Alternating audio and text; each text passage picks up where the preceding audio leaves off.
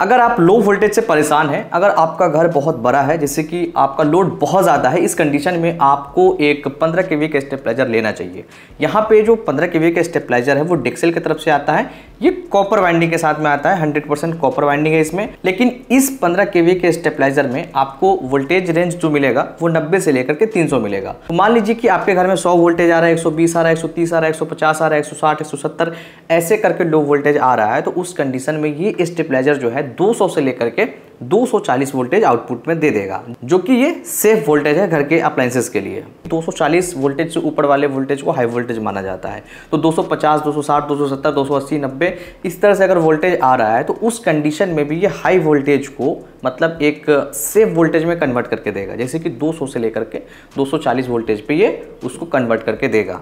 तो ये low voltage में भी हाई वोल्टेज में भी दोनों में काम आता है स्टेबलाइजर। ये जो 15 केवी का स्टेबलाइजर है, इस पे आप कितना लोड दे सकते हैं? देखिए, इस पे टेक्निकली जो है आप 60 एम्पियर तक लोड दे सकते हैं, जो कि 12,000 वाट तक आप इसमें लोड दे सकते हैं। आप इससे 3 एसी चला सकते हैं 1.5 टन का, और इसमें जैसे कि बाकी घर के जो अप्लायंसेस है वो भी आप लोड दे करके चला सकते हैं। 3 एसी प्लस घर के और भी बहुत सारे अप्लायंसेस, वो सारा चीज़ आप इसमें चला सकते हैं, जिसमें मोटर हो गया, वॉशिंग मशीन हो गया, और भी एलईडी फैन वगैरह, ये सब आपका इस पर काम करेगा। अब जैसे कि एसी को छोड़ करके हेवी अप्लायंसेस की बात करें तो जैसे कि गीज़र आ जाता है, कुकिंग इंडक्शन आ जाता है, मिक्सर ग्राइंडर आ जाता है जिससे आप जैसे कि स्पाइस वगैरह आप ग्राइंड करते हैं, इमर्सन रॉड आ जाता है जैसे कि बहुत लोग ये ठंड के दिनों में यूज़ करते हैं, मोटर आ जाएगा जैसे कि हाफ HP यूज कीजिए, 1 HP यूज कीजिए, या सबमर्सिबल यूज कीजिए। उसके बाद वॉशिंग मशीन, कूलर, ये सब चीज़ समझिए कि इसमें हेवी लोड में हम कह सकते हैं। तो ये सब चीज़ भी जो है ना एक प्रॉपर तरीका से काम करेगा अगर लो वोल्टेज रहता है उस कंडीशन में भी। अब जैसे कि लो पावर कंजप्शंस वाले जैसे कि अप्लायंसेस की बात करें, एलईडी बल्ब आ जाएगा, BLDC फैन आ जाता है। नॉर्मल फैन की बात करें तो 60 वाट का इसका पावर कंजप्शन है। उसी तरह से मोबाइल चार्जर, लैपटॉप चार्जर और भी घर के जितने भी अप्लायंसेस है छोटे मोटे, वो सारे इस पे जो है ना एकदम आराम से चल जाएंगे। और इसका जो खास करके बिल्ड क्वालिटी है, इनका जो मटेरियल है वो काफ़ी अच्छे स्टील का इस्तेमाल करके काफ़ी अच्छे से फिनिशिंग दिया गया है।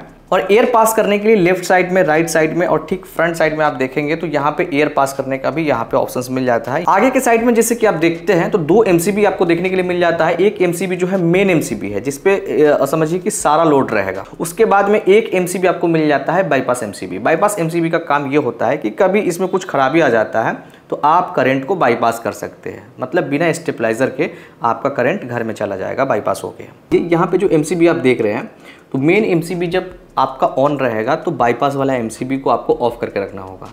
या मान लीजिए कभी कुछ बाईपास का नीड है तो बाईपास वाला उठाने से पहले आपको मेन MCB को डाउन कर देना होगा, फिर बाईपास MCB को आपको ऑन करना होगा। इस तरह से ये काम करता है, एक बार में दोनों MCB को यूज़ नहीं करना है।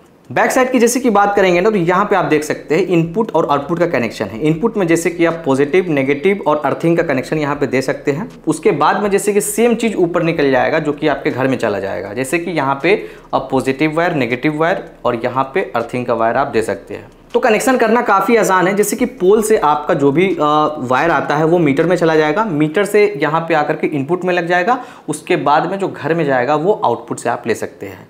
तो ये हो गया इसका कनेक्शन जो कि बहुत ईजी है। फ्रंट में जैसे कि आप यहाँ पे देखेंगे तो आपको मिल जाता है डिजिटल डिस्प्ले। इसमें दरअसल ये होता है कि ये इनपुट वोल्टेज कितना आ रहा है और आउटपुट वोल्टेज कितना आ रहा है ये हमेशा से शो करते रहेगा।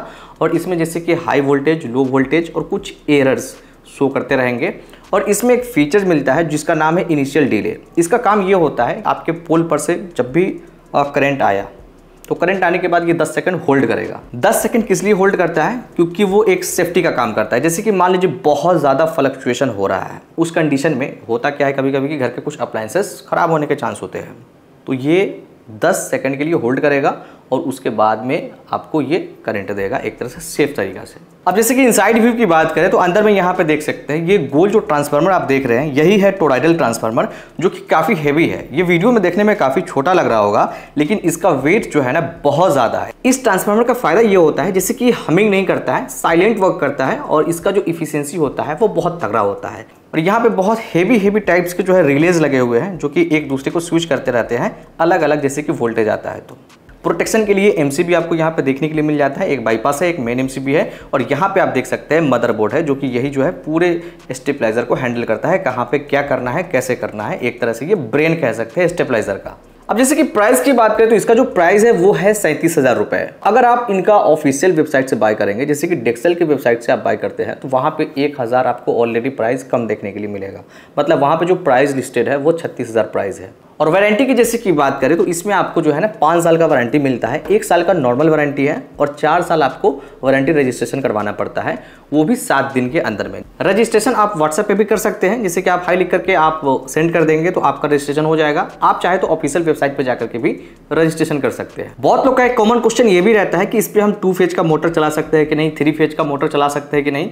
तो यहाँ पे हम क्लियर कह देते हैं, ये जो स्टेबलाइजर है ये सिंगल फेज का है और घर के अंदर में जो भी चीज़ होता है खास करके वो सारे सिंगल फेज पे ही रन करते हैं, तो उसी के हिसाब से डिज़ाइन किया गया है। एक सवाल ये भी है कि स्टेबलाइजर लगाने के बाद में जो है ना बिजली का यूनिट बढ़ जाएगा, ये एक मिथ है।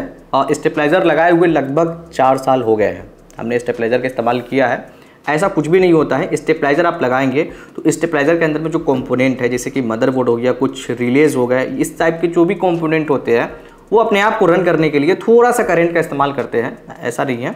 तो वो 10 वाट से कम होता है। मंथली वाइज देखेंगे ना तो ये बहुत ज़्यादा इफेक्ट नहीं पड़ेगा, लगभग समझिए कि 6-7 यूनिट, ज़्यादा से ज़्यादा हाईली 8-9 यूनिट ये एक्स्ट्रा ले सकता है। तो जाहिर सी बात है, आपको अच्छे वोल्टेज चाहिए तो स्टेबलाइजर के अंदर में जो कंपोनेंट लगे हुए हैं उसको रन करने के लिए कम से कम आपको 10 वाट आपको देना पड़ेगा। तो फाइनली जैसे कि ओपिनियन की बात करें तो आपके घर में जैसे कि वोल्टेज का फ्लक्चुएशंस है, अगर कभी लो आ रहा है कभी हाई आ रहा है, इस कंडीशन में जो है ना स्टेबलाइजर ही एक समाधान है। उस कंडीशन में आप ये वाला स्टेबलाइजर ले सकते हैं अगर आपका लोड बहुत ज़्यादा है इस कंडीशन में।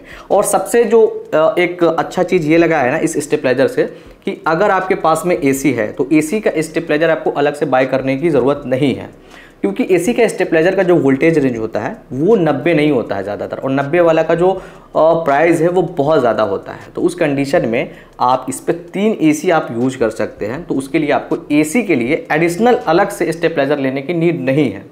इस स्टेबलाइजर को लगाने के बाद में आपका जो पंखा है, लाइट है, इन्वर्टर है, जितने भी घर के अप्लायंसेस है वो अच्छे तरीक़ा से काम करने लगेगा। पंखा फुल स्पीड से चलेगा, कूलर फुल स्पीड से चलेगा, एसी भी अच्छे तरीक़ा से काम करेगा, कूलर भी अच्छे तरीक़े से काम करेगा, सब चीज़ समझिए कि प्रॉपर तरीक़ा से काम करेगा।